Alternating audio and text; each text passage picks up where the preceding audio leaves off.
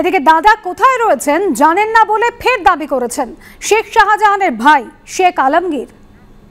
শাহজাহান যে নেই, আমরা মাঝে মধ্যে দেখেছি যে ডিপি চেঞ্জ করা হচ্ছে বা এই যে অডিও বার্তা, মানে এগুলো কি উনি ওনারই গলা? আপনি তো শুনেছেন অডিও বার্তাটা সম্ভবত ওনারই গলা হবে, কিন্তু যেটা ডিপি চেঞ্জ আমার যতটুকু জানা উনি কোনো সোশ্যাল ওয়ার্কের কাজ নিজে করেন না।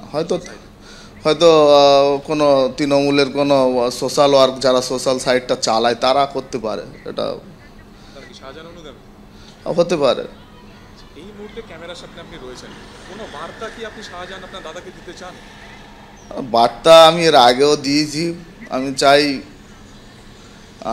তিনি, আমরা আইনের ঊর্ধ্বে কেউ নয়, অবশ্যই তিনি যত দ্রুত পারুক এটাকে নিষ্পত্তি করুক এবং আইনকে সম্মান জানিয়ে আইনতভাবে আইনি প্রক্রিয়ার উপরে এই জিনিসটার নিষ্পত্তি করা হোক। আত্মসমর্পণ করুন তাই চাইছেন?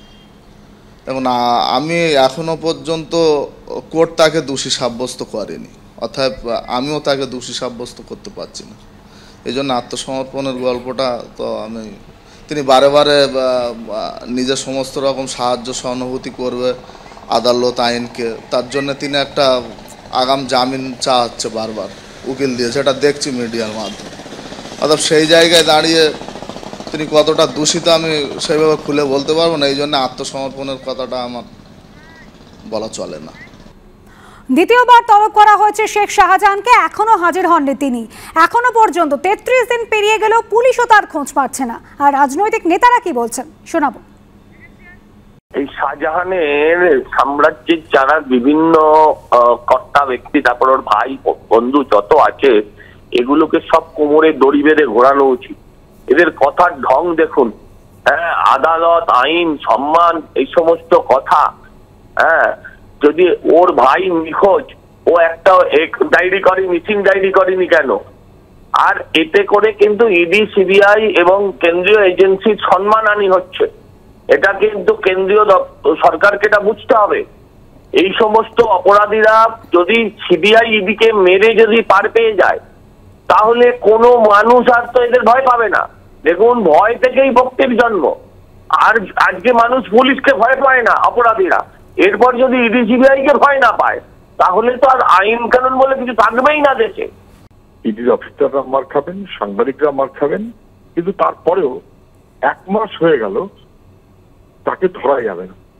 এটা রাজ্য পুলিশের অপদার্থতা, এটা ইডির অপদার্থতা এবং এটা শাসক দলের অসভ্যতা কিরকম তা বোঝা যায়। হেডমাস্টার মশাই তাকে পুলিশ ধরতে পারছে না, কারণ তিনি আগাম জামিনের আবেদন করেছেন। শেখ শাহজাহানকে ধরতে পারছে না, তিনিও আগাম জামিনের আবেদন করে লুকিয়ে লুকিয়ে আছেন। তাহলে পুলিশ কোনটা পারে, কোনটা সম্ভব? শাসকের ঘনিষ্ঠ এইটাই কি ছাড়পত্র যে আমি হাজিরা দেব না, আমাকে পুলিশ ধরতে পারবে না? রাজ্যের পুলিশের ডিজি তিনি বলেছিলেন ব্যবস্থা নেবেন, কিন্তু তিনিও অসহায়। কেননা মুখ্যমন্ত্রীর নেতৃত্বে এবং নির্দেশে তৃণমূল বাহিনী এবং পুলিশ তার ঘেরাটোপে যদি কেউ থাকে, তাহলে তাকে ধরবেটা কে?